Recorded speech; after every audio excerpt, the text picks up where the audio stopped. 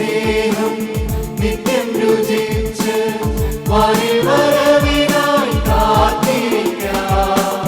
കൃപകളെല്ലാം എണ്ണിപ്പറന്ന് തട്ടിൻ മുന്നിൽ നല്ല സാക്ഷിയാകാം. യേശുവിൻ സ്നേഹം നിത്യം രുചിച്ച് വരവിനായി കാത്തിരിക്കാം. കൃപകളെല്ലാം എണ്ണിപ്പറന്ന് തട്ടിൻ മുന്നിൽ നല്ല സാക്ഷിയാകാം.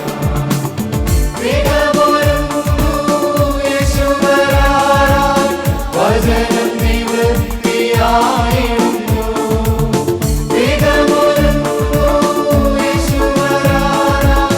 വചനം നിവൃത്തിയായിരുന്നു. വിശ്വാസം കാത്ത് ഓട്ടം തികച്ചോ ആനന്ദത്തോടെ പോയിടുമേ. വിശ്വാസം കാത്ത് ഓട്ടം തികച്ചോ ആനന്ദത്തോടെ പോയിടുമേ.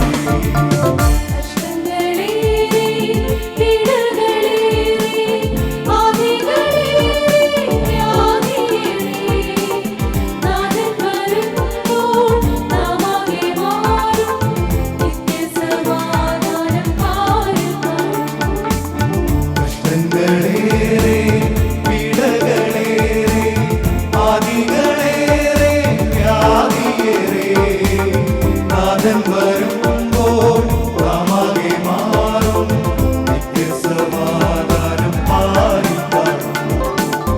വേഗമൊരുങ്ങുന്നു യേശു വരാനായി.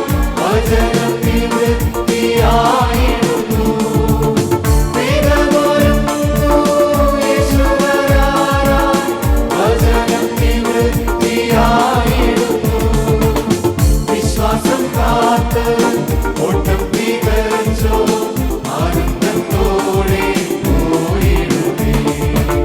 വിശ്വാസം കാത്ത് ഓട്ടം തികച്ചോ ആനന്ദത്തോടെ പോയിടുമേ. I greet you all in the name of our Lord and Savior Jesus Christ.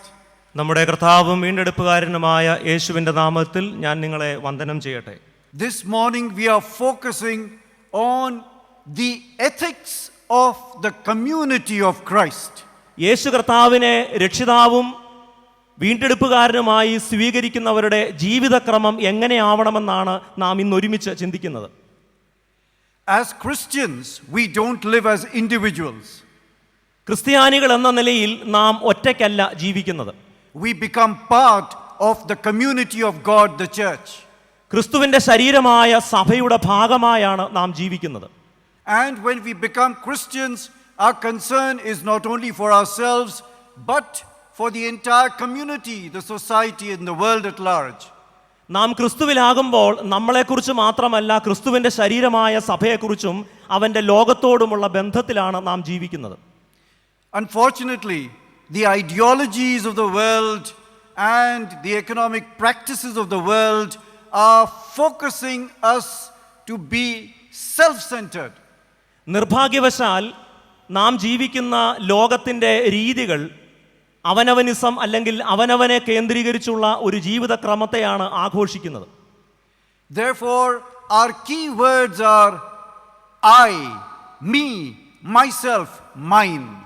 അതുകൊണ്ട് തന്നെ നമ്മുടെ വാക്കുകൾ പലപ്പോഴും ഞാൻ, എൻ്റേത് എന്നതിലേക്ക് ചുരുങ്ങാറുണ്ട്. And therefore, all the time we are seeking to fulfill our own desires, നമ്മുടെ മോഹങ്ങളെ പൂരിപ്പിക്കാനാണ് പലപ്പോഴും നാം ശ്രമിക്കാറുള്ളത്. our own ambitions, നമ്മുടെ സ്വപ്നങ്ങളെ സാധ്യമാക്കാനാണ് നാം ശ്രമിക്കാറുള്ളത്. our own comforts, നമ്മുടെ സുഖങ്ങളെ നിർവഹിക്കാനാണ് നാം മെനക്കെടാറ്. our own pleasures, നമ്മുടെ തന്നെ ആനന്ദങ്ങൾ കണ്ടെത്താനാണ് പലപ്പോഴും നാം താല്പര്യപ്പെടുന്നത്. and even our own salvation. നമ്മുടെ മാത്രം രക്ഷയെക്കുറിച്ചും നാം പലപ്പോഴും ചിന്തിക്കാറുണ്ട്. Therefore, we keep thinking about, am I saved? Am I going to heaven? അതുകൊണ്ട് തന്നെ ഞാൻ രക്ഷിക്കപ്പെട്ടോ, ഞാൻ സ്വർഗത്തിലേക്ക് പോകുമോ എന്നതിലേക്ക് നമ്മുടെ ആത്മീയ വിചാരങ്ങൾ വല്ലാതെ ചുരുങ്ങിപ്പോകുന്നു. While it is important that your individual life is related to Christ, നമ്മുടെ വ്യക്തിജീവിതം കർത്താവിനോടുള്ള ബന്ധത്തിലാണ് എന്ന് ഉറപ്പാക്കേണ്ടത് ആവശ്യമായിരിക്കുമ്പോൾ തന്നെ but you must remember that being related to Christ, we become integral part of the church and committed to the gospel of the kingdom of God on earth. ക്രിസ്തുവിനോടുള്ള ബന്ധത്തിലായിരിക്കുന്നത് അവൻ്റെ ശരീരമായ സഭയോടും ദൈവരാജ്യത്തോടും കൂടെയുള്ള ബന്ധത്തിൽ കൂടെയാണ്. Our focus this morning is on the text that we read from Matthew chapter 20. നാം ഇപ്പോൾ വായിച്ച വിശുദ്ധ മത്തായിയുടെ സുവിശേഷം 20-ാം അധ്യായമാണ് നമ്മുടെ ഇന്നത്തെ ധ്യാനത്തിന്റെ പ്രധാന പ്രമേയം. Before Jesus tells this parable, we should look at the verses that are in Matthew chapter 19. മത്തായിയുടെ സുവിശേഷം 19-ാം അധ്യായത്തിന്റെ അവസാന ഭാഗങ്ങൾ നാം ധ്യാനത്തിന് തിരഞ്ഞെടുത്തിരിക്കുന്ന വേദഭാഗത്തിനോട് അനുബന്ധമായി നാം മനസ്സിലാക്കണം. When Jesus was referring to the rich man and who had difficulty in giving up his riches, then Jesus said how difficult it is for people to get to God's heaven.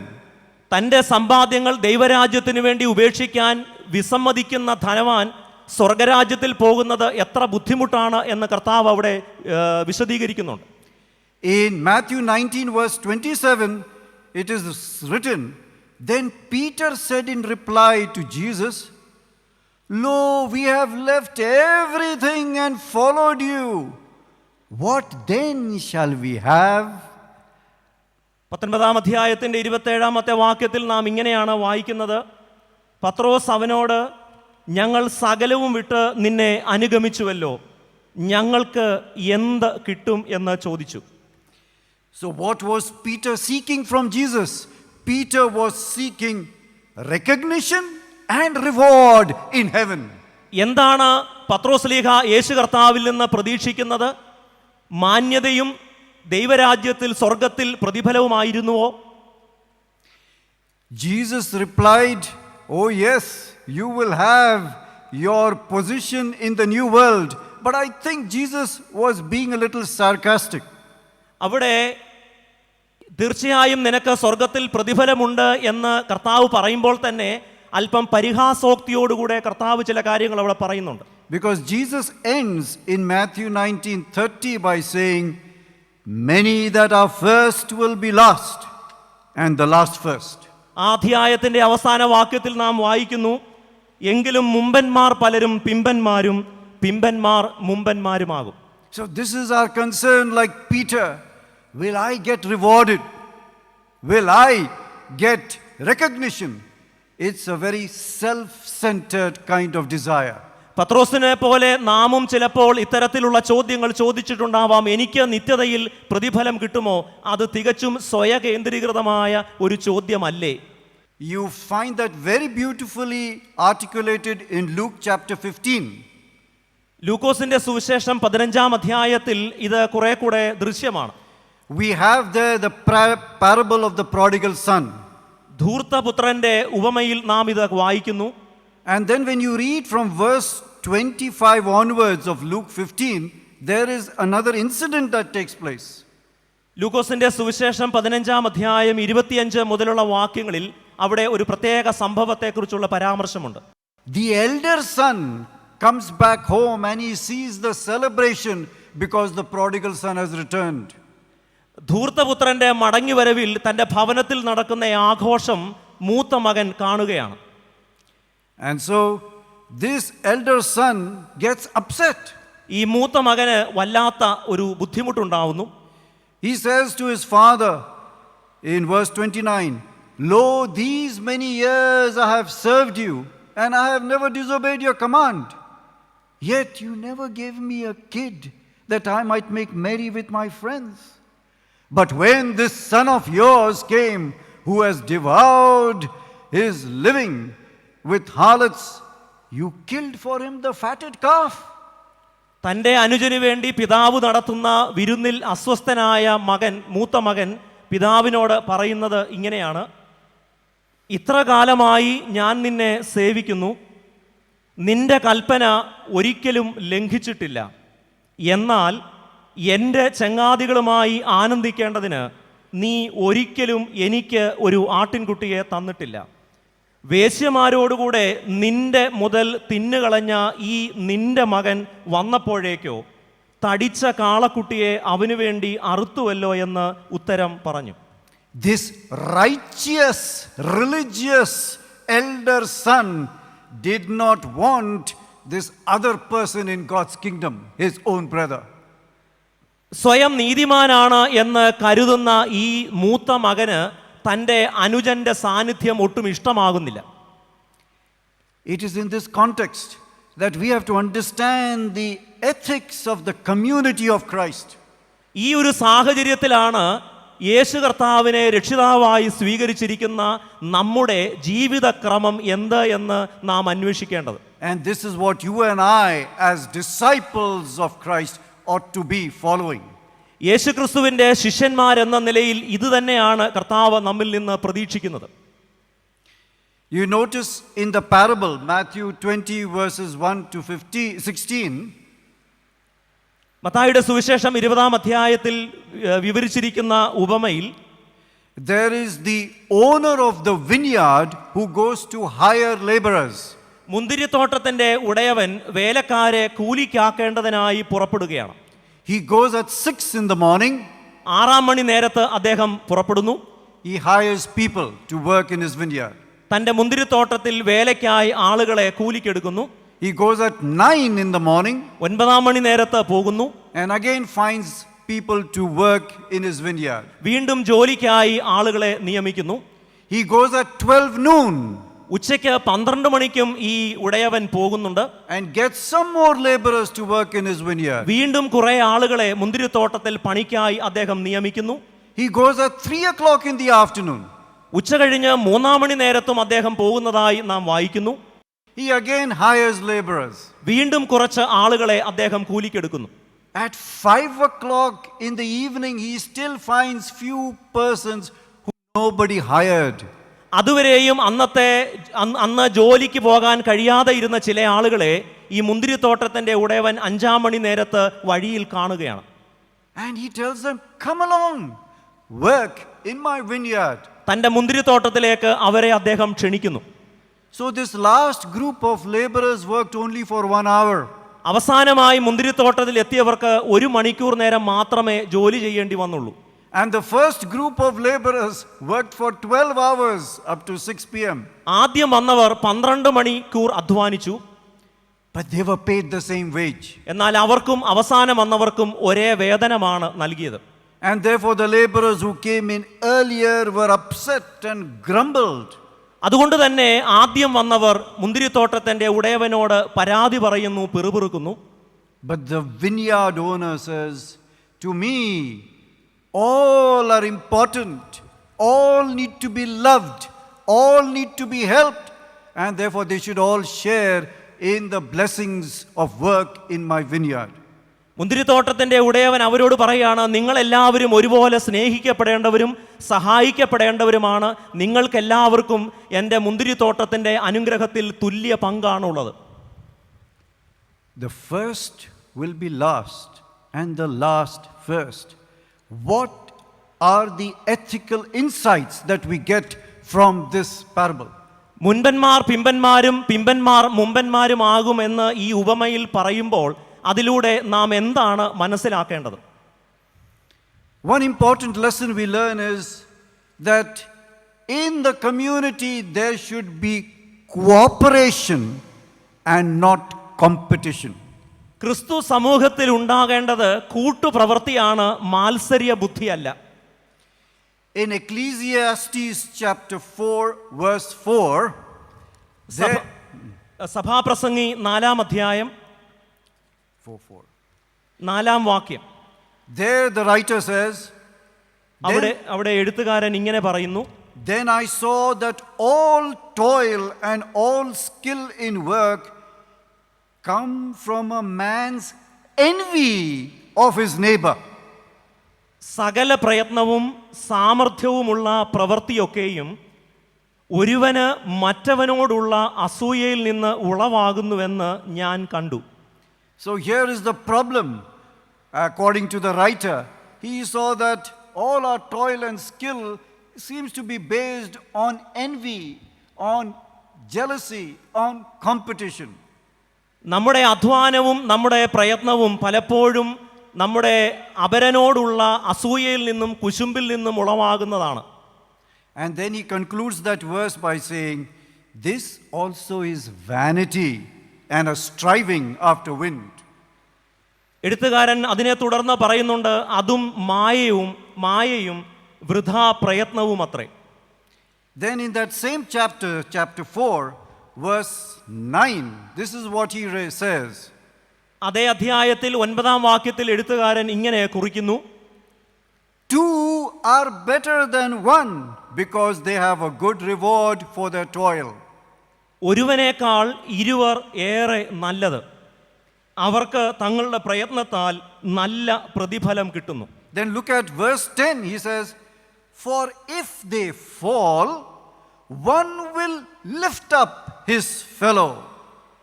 10-ാം വാക്യം ശ്രദ്ധിച്ചാട്ടെ, വീണാൽ ഒരുവൻ മറ്റവനെ എഴുന്നേൽപ്പിക്കും, ഏകാകി വീണാലോ അവനെ എഴുന്നേൽപ്പിക്കാൻ ആരുമില്ലായിക കൊണ്ട് അവന് അയ്യോ കഷ്ടം.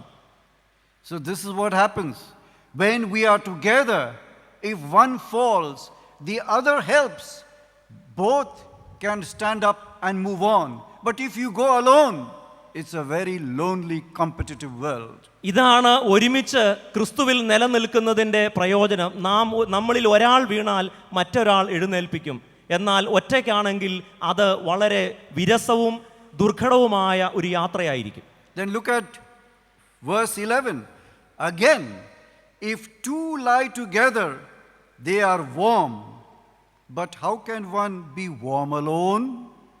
11-ാം വാക്യം ഇങ്ങനെ പറയുന്നു, രണ്ടുപേർ ഒന്നിച്ച് കിടന്നാൽ അവർക്ക് കുളിർ മാറും, ഒരുത്തൻ തന്നെ ആയാലോ എങ്ങനെ കുളിർ മാറും? When we are together, there is the warmth of fellowship. But if we follow some of our rich people who build 43, 44-storied buildings, they live alone.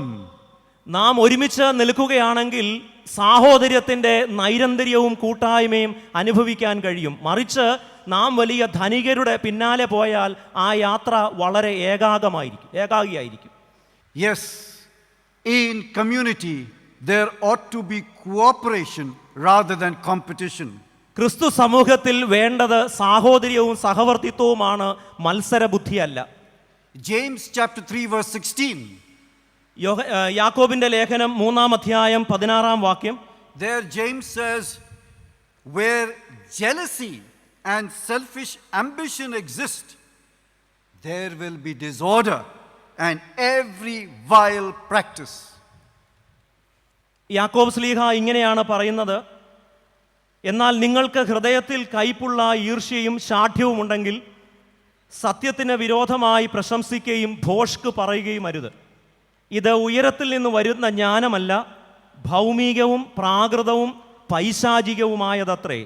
ഈർഷ്യയും ശാഠ്യവും ഉള്ളിടത്ത് കലക്കവും സകല ദുഷ്പ്രവൃത്തിയുമുണ്ട്. We can very well see in our context where globalization has taken hold of us and the entire Indian economy, and it is leading to all sorts of corruptions and evils in the country. ആഗോളവൽക്കരണ നിമിത്തം നമ്മുടെ Indian സാമ്പത്തിക ക്രമത്തിൽ അനുദിനം വർദ്ധിച്ചു വരുന്ന അഴിമതിയും ദുരയും നാം കണ്ടുകൊണ്ടിരിക്കുകയാണ്. Cooperation, not competition. This is what Jesus is talking about. കൂട്ടുപ്രവൃത്തിയാണ് ആവശ്യം, പരസ്പരം മത്സരിക്കുകയല്ല. Jesus wants all to be included in the kingdom of God, and there should be no selfishness. Let us be concerned about all. ദൈവരാജ്യത്തിൽ എല്ലാവരും ഒരുമിച്ചുണ്ടാവണം എന്നതാണ് ദൈവത്തിൻ്റെ താല്പര്യം. ആരും അകറ്റി നിർത്തപ്പെട്ടുകൂടാ. And therefore, in our day-to-day life, as members of the church, let us have the spirit, not competition, but cooperation. അതുകൊണ്ട് തന്നെ ക്രിസ്തു ശരീരത്തിൻ്റെ ഭാഗമായിരിക്കുന്ന നമ്മുടെ ഇടയിൽ പരസ്പരമുള്ള മത്സരമല്ല, മറിച്ച് സാഹോദര്യവും സഹവർത്തിത്വവും കൂട്ടുവേലയുമാണ് ആവശ്യം.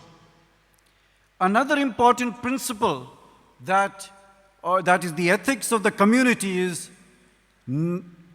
not conceit but humility. ദൈവരാജ്യത്തിൻ്റെ ക്രിസ്തു സമൂഹത്തിലെ ദൈവരാജ്യത്തിൻ്റെ രണ്ടാമത്തെ പ്രമാണം എന്ന് പറയുന്നത് വിനയമാണ്, ദുരഭിമാനമല്ല. We have examples from the parables of Jesus. If you look at Luke chapter 18, verses 9 to 12. ഇതിനെ വിശദീകരിക്കാൻ സഹായിക്കുന്ന ഒരു ഉപമ ലൂക്കോസിന്റെ സുവിശേഷം 18-ാം അധ്യായത്തിൽ നമുക്ക് കാണാം. There Jesus tells us the parable of the Pharisee and the tax collector going to pray. ചുങ്കക്കാരനും പരീശനും പ്രാർത്ഥിക്കാൻ പോകുന്നതിനെ കുറിച്ചാണ് ആ ഉപമ. And this Pharisee prays in Luke 18 verse 11. He says, God, I thank thee that I am not like other men, extortioners, unjust, adulterers, or even like this tax collector. I fast twice a week. I give tithes of all that I get. So he was proud. He was conceited about his religiosity, his righteousness. തൻ്റെ സ്വയനീതിയെക്കുറിച്ചും തൻ്റെ ആത്മീയതയുടെ മാഹാത്മ്യത്തെക്കുറിച്ചുമുള്ള വീരസ്യം ദൈവസന്നിധിയിൽ ഈ പരീശൻ വിളമ്പുന്നതായി നാം ഇങ്ങനെയാണ് വായിക്കുന്നത്. പരീശൻ നിന്നുകൊണ്ട് തന്നോട് തന്നെ, ദൈവമേ, പിടിച്ചുപറിക്കാർ, നീതികെട്ടവർ, വ്യഭിചാരികൾ മുതലായ ശേഷം മനുഷ്യരെ പോലെയോ ഈ ചുങ്കക്കാരനെ പോലെയോ അല്ലായികയാൽ ഞാൻ നിന്നെ വാഴ്ത്തുന്നു. ആഴ്ചയിൽ 2 വട്ടം ഉപവസിക്കുന്നു, നേടുന്നതിലൊക്കെയും പതാരം കൊടുത്തു വരുന്നു എന്നിങ്ങനെ പ്രാർത്ഥിച്ചു. There was conceit in his mind. അദ്ദേഹത്തിൻ്റെ മനസ്സിൽ നിറയെ ഗർവായിരുന്നു. But the tax collector makes a very humble prayer, as you notice there. In verse 13, the tax collector standing far off would not even lift up his eyes to heaven, but beat his breast, saying, God, be merciful to me, a sinner. എന്നാൽ ചുങ്കക്കാരൻ്റെ പ്രാർത്ഥന വളരെ വ്യത്യസ്തമായിരുന്നു. ചുങ്കക്കാരനോ ദൂരത്ത് നിന്നുകൊണ്ട് സ്വർഗത്തേക്ക് പോലും നോക്കുവാൻ തുനിയാതെ മാറത്തടിച്ചു. ദൈവമേ, പാപിയായ എന്നോട് കരുണയുണ്ടാകണമേ എന്ന് പറഞ്ഞു. അവൻ നീതീകരിക്കപ്പെട്ടവനായി വീട്ടിലേക്ക് പോയി. മറ്റവൻ അങ്ങനെയല്ല. തന്നെത്താൻ ഉയർത്തുന്നവനെല്ലാം താഴ്ത്തപ്പെടും, തന്നെത്താൻ താഴ്ത്തുന്നവനെല്ലാം ഉയർത്തപ്പെടും എന്നിങ്ങനെ ഞാൻ നിങ്ങളോട് പറയുന്നു. The pride of the Pharisee and the humility of the tax collector. പരീശന്റെ അഹന്തയും ചുങ്കക്കാരൻ്റെ താഴ്മയും. In Luke chapter 18, verse 18 onwards, we have another episode. അതേ അധ്യായത്തിൻ്റെ 18 മുതലുള്ള വാക്യങ്ങളിൽ മറ്റൊരു സംഭവം നാം വായിക്കുന്നു. One ruler comes to Jesus. ഒരു പ്രമാണി യേശുവിൻ്റെ അടുക്കൽ വരുന്നു.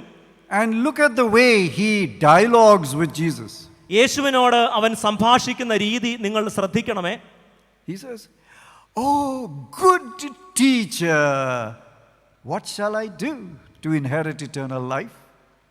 നല്ല ഗുരു, ഞാൻ നിത്യജീവനെ അവകാശമാക്കേണ്ടതിന് എന്ത് ചെയ്യണം എന്ന് ചോദിച്ചു.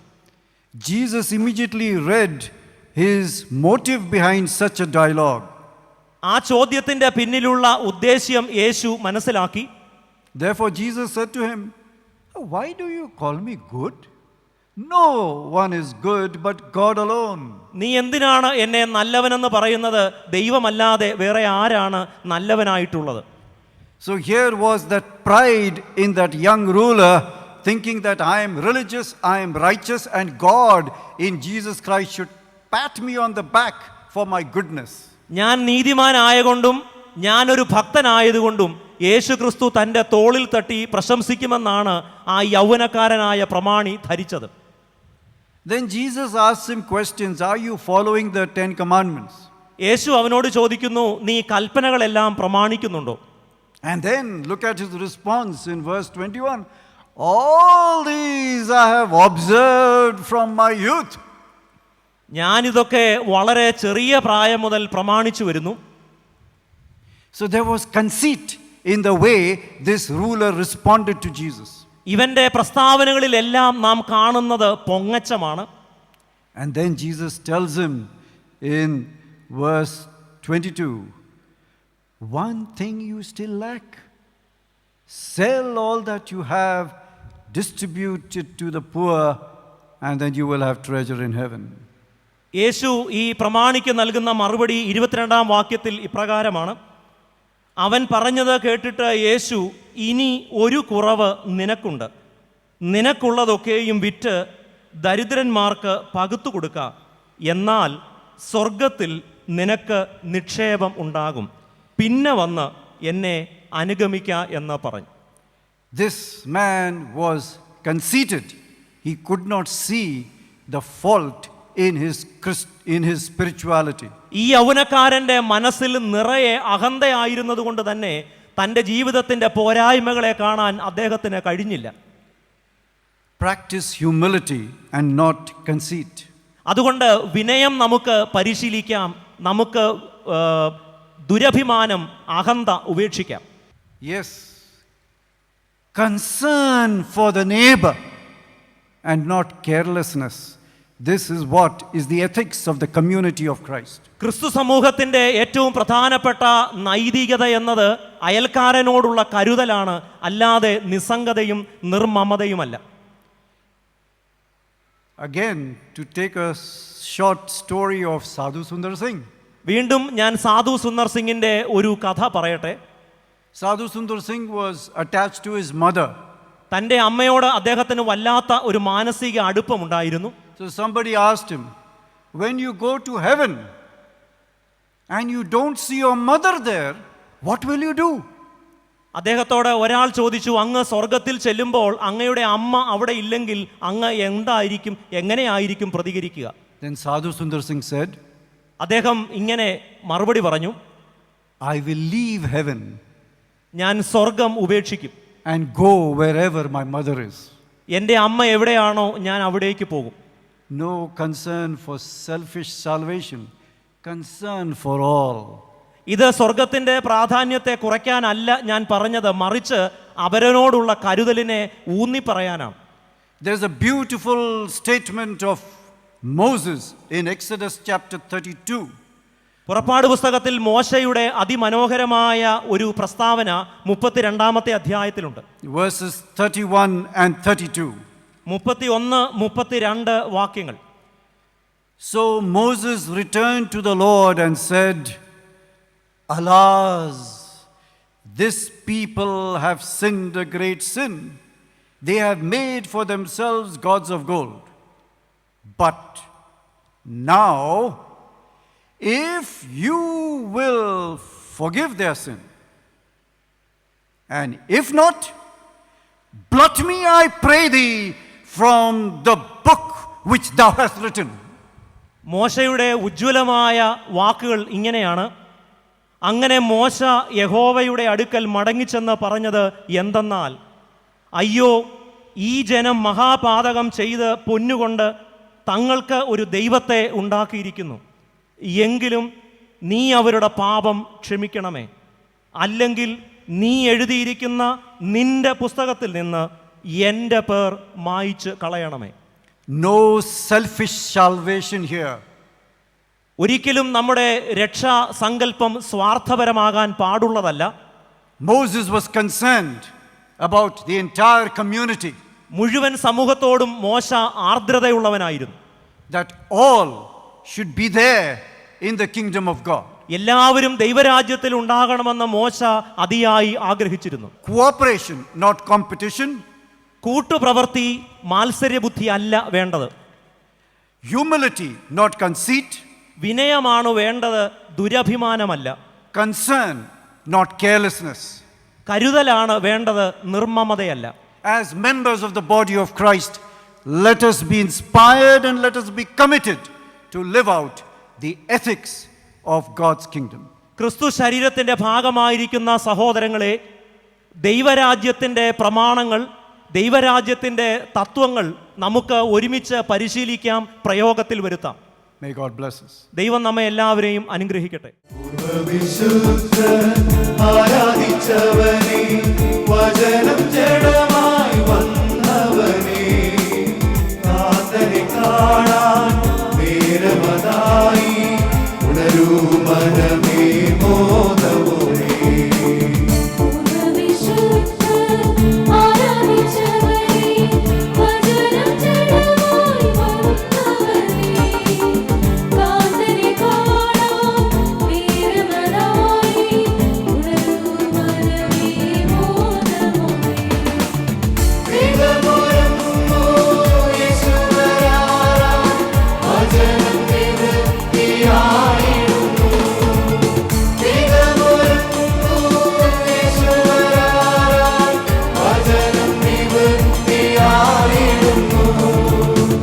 വിശ്വാസം കാത്ത് ഓട്ടം തികച്ചോ ആനന്ദത്തോടെ ഓടിടുമേ. വിശ്വാസം കാത്ത് ഓട്ടം തികച്ചോ